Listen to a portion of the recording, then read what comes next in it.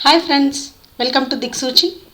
Today we are going to learn capital structure decisions theoretical part with Dr. G. Savita. This video is going to tell you the theoretical concepts related to capital structure decisions. The concepts are the value of the firm, operating leverage and the financial leverage. As I told you, this is only the theoretical part of it. So let us see the value of the firm. What exactly the value of the firm is? Why you want to know the value of the firm? Especially when you want to buy the shares of a company, or if you want to lend some money to the company, or if anybody wants to merge with the company, or if any company wants to take over the company, then definitely they have to worth of the firm, that is the value of the firm. So that's what why you have to study this value of the firm is. Unless you know the performance of the company, you can't proceed for any further actions towards that firm. Either it can be investing, or even to join as an employee, or even for merging or takeover, whatever it is. So that's what the importance of knowing the value of the firm. Let us see how the value of the firm can be understood. Actually, the value of the firm purely depend on two things. That is the earnings of the firm. First one is the earnings of the firm and investment decisions of the firm. Let us see what the earnings of the firm is. Why this is important when they are calculating the value, when they are measuring the value of the firm. So the earnings of the firm means how they are earning, how much profit they are gaining day on year. That's what the earnings of the firm talks about. Next one is the investment decisions of the firm. You may think about this, how the investment decisions of the firm is going to help to understand the value of the firm. Of course, it's very important because unless they take a proper decisions, that to investment decisions, they can't get more and more profit for their investment, more and more return on their investment, where the profits, then the net profit, whatever they are going to get, is going to be distributed among the equity shareholders. So the investment decision is also very important to understand the value of the firm. So if you want to know the value of the firm, you must know the earnings of the firm, also the investment decisions of the firm. Okay, so let us go in little detail into the same concept. So as we discussed, the value of the firm depends on the earnings of the firm as well as the investment decisions of the firm. There is a quite simple formula what we use to calculate the value of the firm. That is V. V stands for, V denotes value of the firm, is equal to EBIT, earnings before interest and tax. I'll repeat once again for you. EBIT, that is earnings before interest and tax. Okay. So let me write for your convenience. Taking the pen.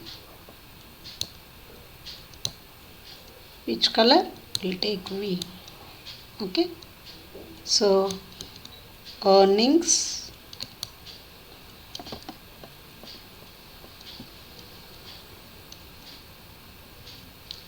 before interest and tax. Okay. So now the K naught. What is K naught? K naught is cost of capital. So let me shortly brief about this. That is earnings before interest and tax, in the sense the earnings, the profits, the returns what you got it. But we haven't yet paid any interest or any tax. Interest, when do you pay? If you borrow funds from the public or from any other sources, there you need to pay interest on the concerned principal. So that is interest. Then tax. Of course, the corporate tax have to be paid, right? So that is what the earnings before interest and tax. Then cost of capital is the rate at which you have raised the capital from the public. Actually, the capital can be raised by through major sources. There are four actually, but major sources are two.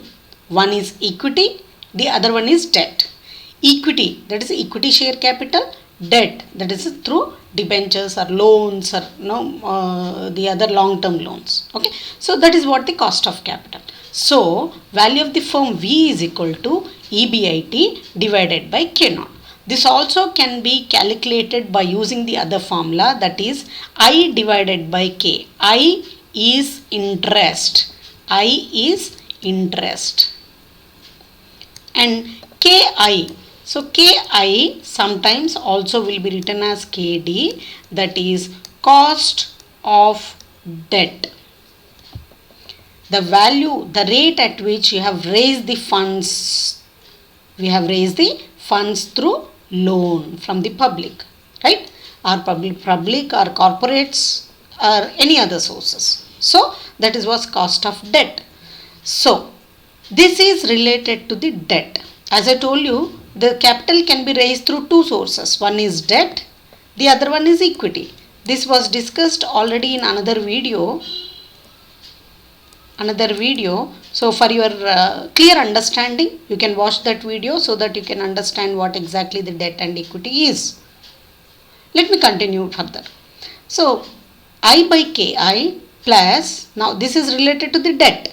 Now this related to the equity, that is EBIT. I told you what is EBIT is, minus the interest after paying the interest, because I generally will be paid if at all the funds are raised through the debt.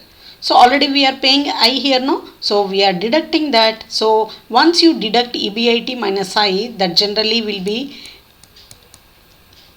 understand as EBT, that is earnings before tax, divided by KE, that is cost of equity. What is that? Cost of equity, the rate at which you have raised the funds from the public in terms of shares, in terms of share capital, right? So that is what. So here this part talks about the debt, this part talks about the equity. So debt plus equity, how much amount you are raising through debt, how much amount you are raising through equity. You are raising through debt and investing somewhere and paying them back the interest. Same way, you are raising through equity and you are paying them in terms of the dividend. So whether you want to pay interest or whether you want to pay equity, definitely you have to get more and more EBIT, right? So how you get more and more EBIT? If your investment decision is effective. If your investment decision is effective, then you will get more EBIT. So if you keep this short, then generally I by KE will be denoted by B. EBIT minus I by KE is denoted by S. Right? So if summarize this, we get V is equal to S plus B. Now you know that S is total market value of equity, or it also can be calculated as net income divided by cost of equity, because EBT is a net income divided by cost of equity. Then B is total market value of debt. Market value of debt, market value of equity. So that's what the value of the firm is. Clear? I hope I am clear with you. So let me take you to the next slide, that is about the leverage. What exactly the leverage is? Generally we say that leverage is kind of a friction. Right? So there is some kind of a leverage what you are going to give us. So see, every time you can't produce 10,000 units. Sometimes you may produce 9,000. Sometimes you may produce 11,000. So if the number of units are changing in producing, definitely the sales are going to be changed. Then the earnings are going to be changed. When earnings are going to be changed, the distribution of profits to the equity shareholders or interest is going to, especially the equity shareholders, is going to be changed. Distribution of profits. Right? So this, you are talking about the relationship between all these three is what the leverage is. So there are two kinds of leverage. One, the operating leverage. What is the operating leverage is? It is the ability, firm's ability for what? In magnifying the effect of changes in sales. The changes in sales are going to affect the EBIT, right? So because more number of sales, more distribution of more earnings, right? So changes in sales is going to affect the EBIT. That is going to talk about operating leverage. The other one is financial leverage. So here the same ability in magnifying the effect of changes in EBIT. See here we are starting, first is operating, from operating it is linking to the financial leverage. EBIT on its EPS. Where my cursor is? Okay, on EPS. Okay, so as we discussed here in the first time, sales, EBIT and EPS. So the relationship between these three is going to talk about under leverage, and the relationship between these two is going to be talked about under operating leverage, and earnings to distribution of profits is going to discuss under financing leverage. Let us see how these are going to be calculated in this video. So let me take you to the next slide. So first one is operating leverage. As we discussed, the effect of changes in sales on its EBIT. So first we are taking the net sales. Net sales example, if you have produced 1000 units, 10,000 units and selling at 10 rupees each. So you are going to make 1 lakh of sales. Net sales means amount. Then variable cost. What is a variable cost? To produce these 10,000 units, you might have used some raw material, right? So the cost of the raw material is actually the variable cost, because it's variable cost is fixed of unit, but how many number of units you are using, that much will be the cost. So let us assume you are using one raw material which is costing 1 rupee each, right? So what is your variable cost then? 10,000 units. We have used 1 rupee each. So this will be your 10,000 rupees, right? So this is a net sales. After sales of 10,000 units, you received 1 lakh rupee, but already you have spent 10,000 on the raw material. So if you deduct that, your profit will be 90,000. This generally will be called as contribution, right?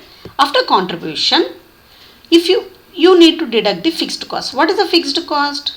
Means when you want to produce 10,000 units, you need raw material, and these raw material has to be processed on a particular machinery, right? This machinery cannot be bought every time. So once you buy it, you may produce 1000 units, you may produce 10,000, you may produce 1 lakh units, depending on the capacity of the machinery. So that machinery you spend 5,000, let us assume 5,000, single payment this is. So that is a fixed cost. So that 5,000 also will be deducted from here.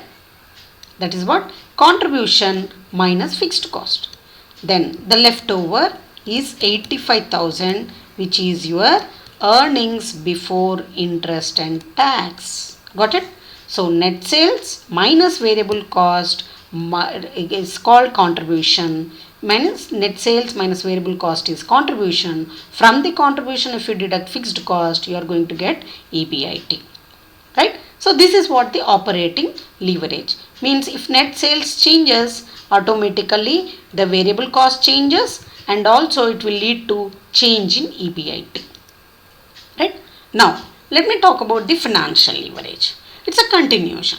So once you got this, you know that the financial leverage is the relationship between EBIT and EPS. Clear? So EBIT you got from operating leverage, leverage. Then we have to deduct this interest. So we are subtracting interest. Then you will get EBIT, EBT. From here again you are deducting the tax. Then this is earnings after tax. EAT means earnings after tax. Fine. From here, you are deducting the preference dividend. What is a preference dividend? So, as I told you, the capital structure, when there was a special video on capital structure where the funds have been raised through equity and debt, there it was discussed on preference dividend.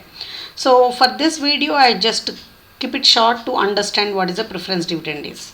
If at all the funds are raised through preference share capital, for them you are going to pay a fixed amount. That is preference dividend. Fixed amount in terms of return. That we call it as a preference dividend. So, this preference dividend, as it is fixed and you are paying because you have raised some funds through preference share capital, then this amount have to be paid to the preference shareholders. So, from earnings after tax, we are deducting the preference dividend.